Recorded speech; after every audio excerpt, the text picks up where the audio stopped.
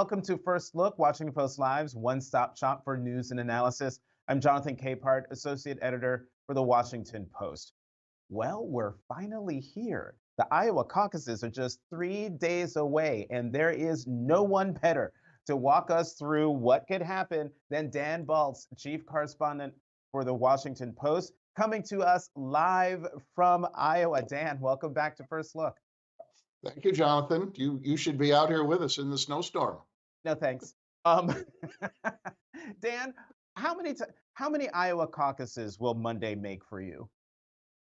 Well, I've been out here for every one since 1980. I think I may have missed one when I was editing one cycle, but I think pretty much every one since 1980. Although in 1992, there really wasn't anything that anybody covered because Senator Tom Harkin from Iowa was one of the That's right. presidential candidates, and everybody basically just stayed out of the state. So that was one that none of us came out to cover. So that just, sort of shows why you are the perfect person to talk about the Iowa caucuses. But, when I was at Carleton, I participated in the 1988 Minnesota caucuses. So I have an idea of what a caucus is like. But for those who don't, explain the difference between a caucus that happens in Iowa and the primary that's going to happen in New Hampshire a month later. Well, they're quite different events. I think the principal difference is that a caucus is basically a party gathering at a specific time on a specific day, as opposed to a primary in which people can vote basically all day long in the way we normally vote in a general election or other primaries. For the caucuses on Monday night, people will gather and they will begin at 7 o'clock, and they will conduct some party business, and they will also do a presidential preference poll. Now, that's only the case this year for the Republicans in Iowa. The Democrats have fundamentally changed the process out here in Iowa. So, though there will be caucuses for both parties on Monday night, only the Republicans will be doing a presidential preference test. Right, because the Democrats have pushed Iowa out of the way in favor for South Carolina going first in its Democratic presidential primary contest. So as a result of people going usually to people's homes or to school gymnasiums, it's a very, unlike the primary where you go into a ballot and close the curtain and cast your vote. At a caucus, you're doing this in front of your friends, family, and neighbors. So is that why well, let me recast the question.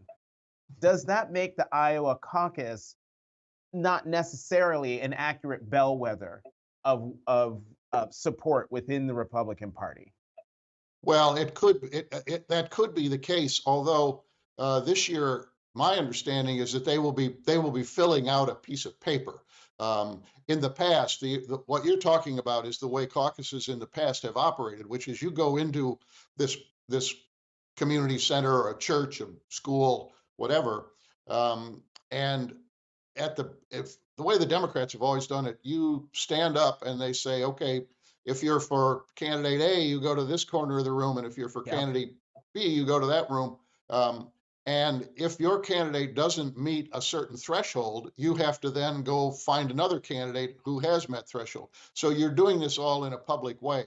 The Republicans traditionally have been a little less public about it, a little less transparent, but nonetheless, you are there with everybody at the same time, and everybody has a sense of who is for whom. People wear their badges, so it's quite unlike a primary in many respects. And there's been a lot of criticism about it over the years, I think for good reasons. One is that many people simply can't make it at the specific time that the caucuses are held. There's been efforts over the recent years to make it possible for people who can't make it to be able to vote in an absentee way. But the Iowa Democrats tried some innovations in 2020, and they ended up with a mess on their hands. They never could quite figure out on caucus night who had won, and it took them a number of days before they decided that. So the caucuses are in greater disfavor, but Iowa has prided itself on being the state that goes first with these caucuses, and so that's what we will have on Monday night, despite the cold weather that we're having out here. Yeah, I was just taking a look. Jonathan Martin of the New York Times right now is doing a live hit from Des Moines. The snow is horizontal. It's picked up in the last half hour significantly, and the temperatures are going to go down from here. The high temperature on caucus day is expected to be below zero. That's the high temperature. So on caucus night, they're talking about a wind chill of 30 or 40 degrees below zero. But they're Iowans. That's nothing to them. That's like 20 degrees Well, to the right. rest of us. I was at a number of us from the Post were at a Ron DeSantis event last night near Des Moines, and I talked to a undecided voter, and I said, "Well, do you go to all the caucuses?" "Oh, yes." I said, "Are you worried about the weather?" "No, no." She said, "We're Iowans." Exactly. So that's a great segue, Dan, because I was going to ask you, what are you hearing from Iowans? What are the issues that seem to be animating them? And are those issues similar to what the issues are animating Republicans across the country? Jonathan, I think the real issue in this Republican nominating contest is, are you for Donald Trump or are you not for Donald Trump? There are issues, and the debate between Nikki Haley and Ron DeSantis on CNN the other night gave you an indication of some significant differences between them, although they agree on a lot. But on, for example, on Ukraine, there is a real disagreement between Ron DeSantis and Nikki Haley, and certainly immigration is an important issue to Republican voters, and frankly, increasingly to Democratic voters. But that's an issue of importance to Republican voters. Cultural issues, whether it's abortion and what types of restrictions should be put on the right to choose. That's certainly an issue. Ron DeSantis is still talking about, he's going to shut down woke programs and woke efforts. So those issues are in the background, but really it's a question of, can anybody stop Donald Trump, and if so, who is that? And we know that DeSantis and Haley have been battling to be second place finishers here in Iowa behind the former president. Um, in the time that we have left, Dan, I can't let you get away without talking about this excellent series you spearheaded at the Post about American democracy entitled "Imperfect Union." What did you set out to achieve, and what are the biggest takeaways? Well, this was a team effort at the Post under the direction of Griff Witte, who's our democracy editor. And when we ended up with 10 stories, and a lot of people uh, participated in it and contributed significantly to it. The ambition or the goal of the project was to take a look at what is it that ails American democracy. And this was in some ways, I won't say separate or apart from, but somewhat different from simply the question of how polarized are we, or the divisions over what Donald Trump might or might not do and the things he's talking about if he's reelected.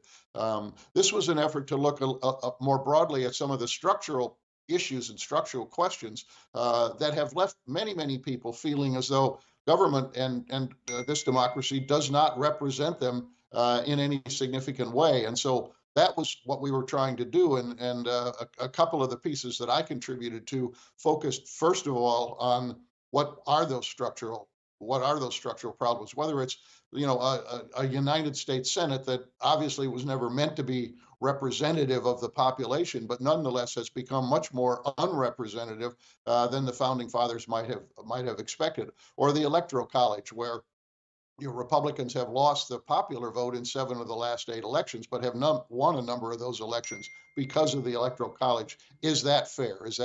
Should something be done with that? Lifetime tenure for Supreme Court justices, is that a good thing or not? As the court has becoming more politicized. We then looked on the ground at how some of these things are playing out. Kevin Sullivan did a wonderful piece out of Tennessee early in the series about a woman. This came after the shootings at the Covenant School. This was a woman who's very conservative, a Second Amendment defender, but who nonetheless wanted the Republican-dominated legislature to do something about the gun issue, and became an active participant. She was unsuccessful in that effort, but it gave an indication of kind of the mismatch sometimes between public opinion on a big issue, and where legislators are inclined to go. So we tried to cover the waterfront. And the final piece that we did, Jonathan, was an effort to offer up some solutions. What are some ideas that are out there, even if they're not well talked about? And the goal in that was really to help contribute to a conversation. Um, we know that these are things that, if they are going to change, may take, years, maybe even decades to change. But the conversation we thought was valuable. And one of the things we wanted to do was end on a note in which we could say, yes, there is some sense of optimism, or some sense of that we're not in a kind of a helpless position. And that was the way we wanted to wrap it up. Um, we are the ones we've been waiting for, I seem to remember, was a campaign chant way back when.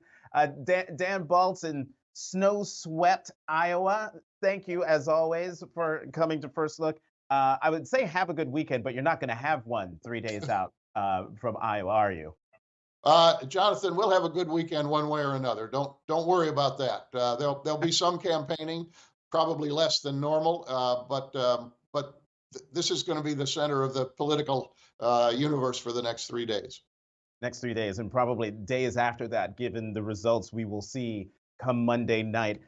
Dan Baltz, thanks very much. Thanks, Jonathan. And it's time for our opinions roundtable. So we're going to go to the opinion side of the Washington Post, where we will find Washington Post editor-at-large Robert Kagan and Washington Post columnist Jennifer Rubin. Bob, Jennifer, welcome back to First Look. Great to be here. So before we get into what's about to happen on Monday and Republican Party politics, we have to talk about the airstrikes that happened in Yemen overnight, carried out by the United States and five of its allies. Jennifer, let me come to you on this first. Can you talk about the significance of that action, and whether you think that what happened last night signifies the official widening of the Israel-Hamas war from that specific area to a wider regional conflict? Well, the attacks on U.S. forces and other shippings by the Houthis, which is an Iran-backed group in Yemen, has been going on now for weeks. And the president has come under some criticism for, frankly, not taking stronger action. This was that stronger action. And specifically, it was in response to a very complicated and complex attack just 3 days ago by Houthi forces, in which a number of missiles, a number of drones were shot down by American forces. And as you said, Jonathan, the response here was the administration made an effort to make this multinational, with the British in particular, but with support from countries like Bahrain and Australia. The hope is that this will act not only to degrade, but also to deter these actions. The administration is trying very hard to separate this from the Israel-Hamas war. They have indicated that they don't want it to expand into a regional war, looking primarily at Hezbollah in the north, but frankly also Iran and its proxy states in Syria. So they're trying to walk a very tight line here, which is to deal with the Houthis, try to isolate that, degrade that, and at the same time hope that this does not further inflame the region. And that's a difficult order to put it mildly. The Israelis were informed in advance and are anticipating perhaps more retaliatory efforts from Hezbollah and from Hamas, which are both supported by Iran. But we'll have to see. As of last night, the Houthis had not responded. It was very interesting last night. I asked two senior officials who were doing a briefing whether they were anticipating further action against Iran and what that might look like. And they were very careful to say, well, we're not going to telegraph it, but we absolutely hold Iran responsible. Iran is a close partner of the Houthis. It's provided intelligence, it's provided logistical information to them.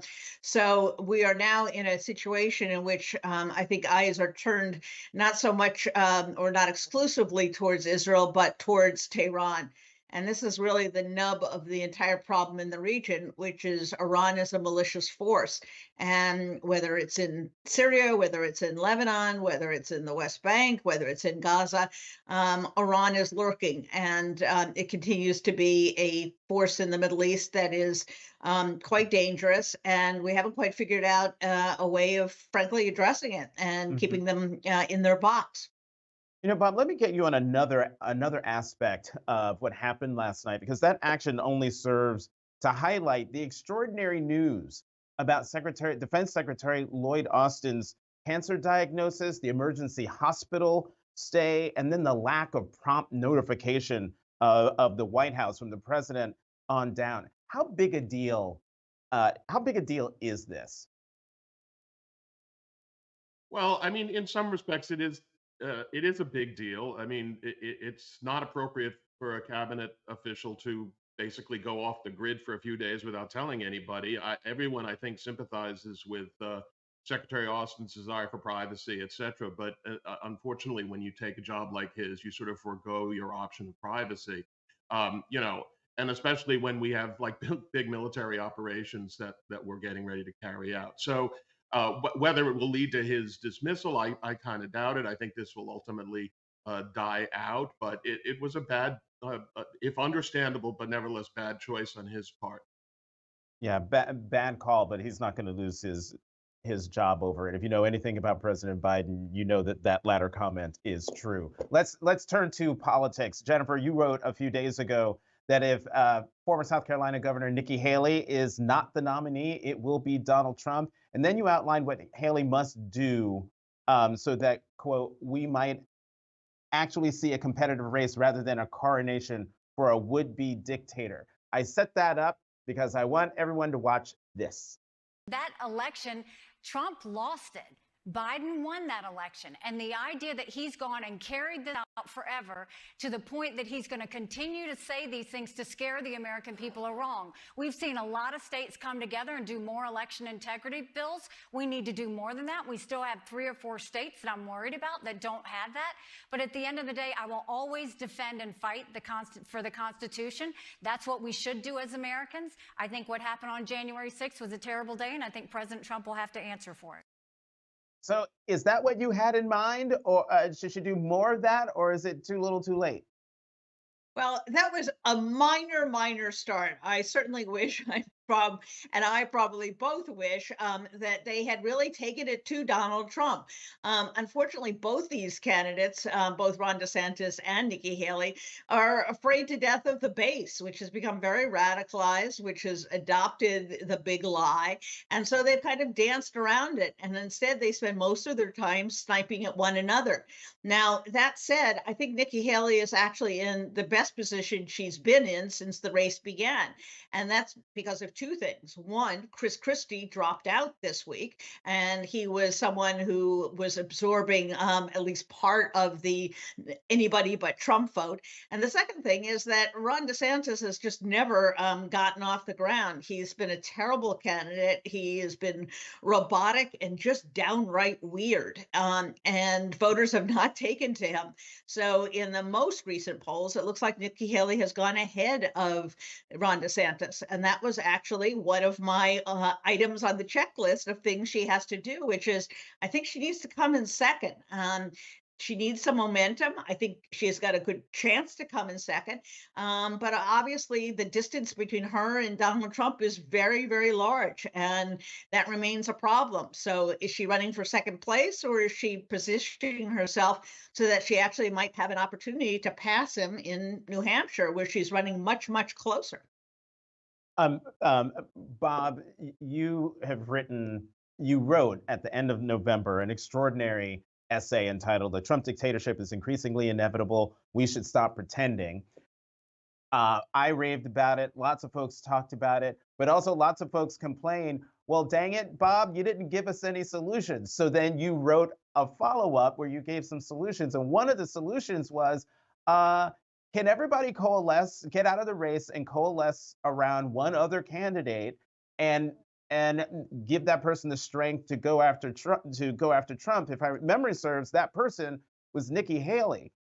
So given what you wrote in your part two, and given what Jennifer was just saying and what we saw in that clip from the CNN debate, does she stand a chance? The question is a chance to do what? And I think, we have to think in terms of the general election and where we're going to be with the general election. And I think it's as well as she may do in Iowa and New Hampshire, and maybe even do better than expected in South Carolina. I think it's a real challenge to defeat Donald Trump for the nomination. The question then is, where do some Republicans who were with Christie and then moved to Haley, some people who were with DeSantis were anti-Trump. Where do the people who didn't want to vote at all for the Trump ticket during the nomination process, where do they go during the general?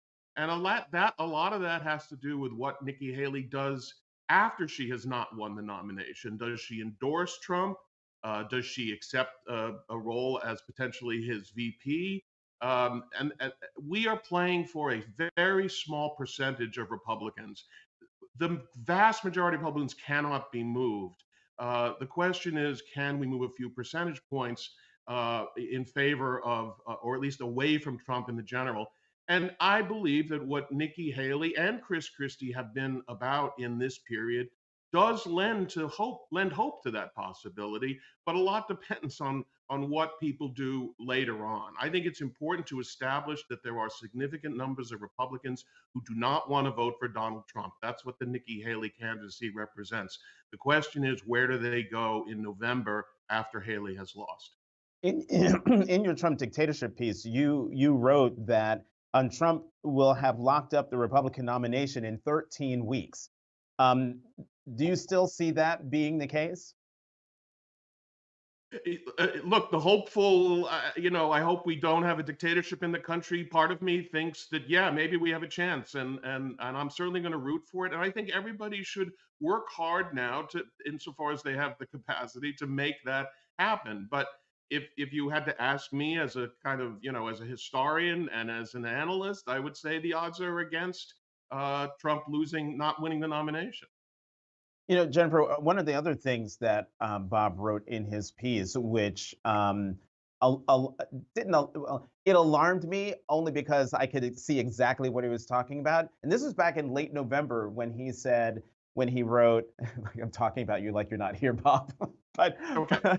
but Bob wrote, like, one of the dangers is right now you've got all these people running against him and people, behind the scenes talking smack about him. But the moment it looks like he's got the nomination locked up, everyone is going to rally around him. Leaders will start endorsing him. And in fact, that's what we have seen in the last few weeks. Basically, the Republican congressional leadership has all come out and endorsed Donald Trump. So if that is what's going to happen, isn't it, Jennifer? And then if that is the case, then does that mark the official end of the Republican Party and basically the coronation of the Trump MAGA Party? It certainly looks that way. Could lightning strike in some fashion? I suppose so. But needless to say, I think there's a very, very high probability that he will be the nominee. And one thing that I thought was very interesting the other day was what Liz Cheney had to say. I think she is the truth speaker for people on the right. And what she said is that the Republican Party is kind of gone. They have been subsumed into this cult of personality. And what she said was after 2024, Yeah. have Donald Trump, that there's going to have to be something other than this Republican Party. She's kind of finally given up on this Republican Party because it has become such a cult of personality, such a conspiracy mongering group, that even she, who for the longest time had simply said, I want to fight for the soul of the Republican Party, I want to rescue the Republican Party from herself, she now sounds like someone who wants to take the her marbles and those around her and those who supported Nikki Haley, those who supported Chris Christie, and start something else. The problem with that is you have to first defeat Donald Trump. And until Trump and like-minded people are defeated, he will prevent any sort of emergence of a normal center-right kind of party. And it'll be very interesting to see what she does in the general election. Would she actually go so far as to support President Biden? President Biden, if you remember, in 2016, had a number of Republicans who came out to endorse him. People like John Kasich, who is the former governor of Ohio. So I think, frankly, I agree with Liz Cheney. It's usually a good thing to do these days, since she is very perceptive about her former colleagues. And I think the Republican Party is lost at this point. So the job is going to be to rally the rest of the country in sort of a very broad pro-democracy movement. And the good news, I suppose, is that Donald Trump is being very forthright. He wants a dictatorship. He has given Bob all the talking points he wants. And Bob, it sounds like he's been reading your piece and saying, yeah, darn it, that's what I want. I really do want a dictatorship. I really do want to use the military. I really do want to use the Justice Department against my enemies. So if we want clarity, at least we have clarity. Yeah, Bob, you wanted to jump in? I just want to say that it's important to understand that one of the reasons he is playing up, or at least until recently was playing up his aspirations to be a dictator for a day or a dictator for 2 days or for 3 days or whatever, is because he correctly understands that his voters, his core constituency, wants to hear that. There is a real desire for a strong man to take on the liberal world that they think is oppressing them. And so his constant flirtation with the idea of dictatorship is a direct response, in addition to his own egomania, but it's also a direct response to what his core voters want. And this is a great segue, Jennifer, to the question I was going to ask you about something you wrote recently, where you wrote, "We get the government we want and deserve." So when talking about the MAGA movement, President Biden often says, "This isn't America. This is not who we are." But is this who America is? Or at least enough of America? It's part of what America is. That's right. Listen, he got a lot of votes in 2016 and 2020. Wait, And Jennifer, listen, even more votes in yes, 2020 than he did in 16, exactly. 12 million more. So there are tens of millions of people who know exactly what they're voting for and exactly what he wants. So I think it's really specious to say, well, we're somehow better than this. This is not what we want. We're immune to right-wing movements. And in fact, we have a very large segment of America who is checked out of democracy. And that is the great challenge. That's the great threat that we face. And I think President Biden, in the first couple of speeches he gave after the new year, was exactly right. He is putting that front and center, challenging the American people, trying to rally the American people that we really do not want to go down this route, that we don't want to lose our freedoms, we don't want to lose our democracy, and that there are real consequences for allowing someone like Donald Trump back in office. So I think we're having that argument that election in which democracy is on the ballot. But the scary part is there's no guarantee democracy is going to win. Bob, let me give you the last word on this. So, given what Jennifer said, and it does feel there are a lot of people who like the idea of dictatorship, as you said. Then, what does this mean about the viability of American democracy and thus democracy around the world? Well, let me start with American democracy. And I think it's important, as Jennifer was alluding to remember our history. I mean, we treat our history as if it's history. That's a very American quality and therefore not relevant to us. And as I was listening to Dan Ball's, very intelligent, and I've read his articles about managing democracy, I feel like our time horizon in terms of our expectations have been built by thinking about what the last 80 years or so have been like and how this is an aberration from that. But if you go back further, if you look at 19th century America or even early 20th century America, it looks a lot more like what we're seeing today. This is a nation that has always had a significant portion of the population that does not agree with the fundamental principles of the founding.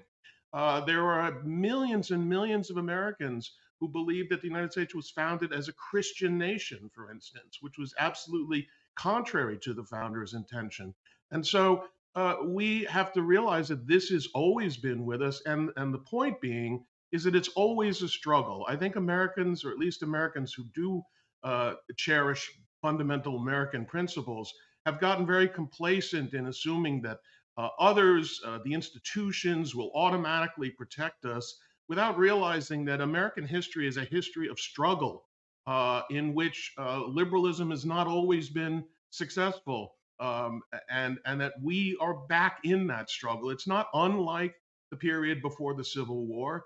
And I think we have to understand that we're in a fight now. If you care about the principles of this country, you now have to be willing to stand up for them in a much more active way than people are used to. And I just don't see much sign that that's happening, I have to say.